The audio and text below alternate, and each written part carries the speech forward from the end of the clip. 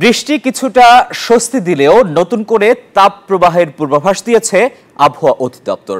আবহাওয়াবিদরা বলছেন, প্রাকৃতিক এই বৈরিতার মাঝে আবির্ভূত হবে ঘূর্ণিঝড় শ্রীলঙ্কার প্রস্তাবে, যার নাম শক্তি।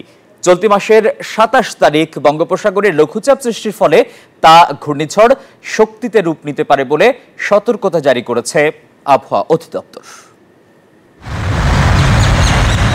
বছর ঘুরে মে মাসে আবারও দেখা দিচ্ছে ঘূর্ণিঝড়ের শঙ্কা। চলতি মাসের ২৭ তারিখ বঙ্গোপসাগরে লঘুচাপ সৃষ্টি হতে পারে, যা ঘূর্ণিঝড় শক্তিতে রূপ নেবে বলে সতর্ক বার্তা দিয়েছে আবহাওয়া অধিদপ্তর।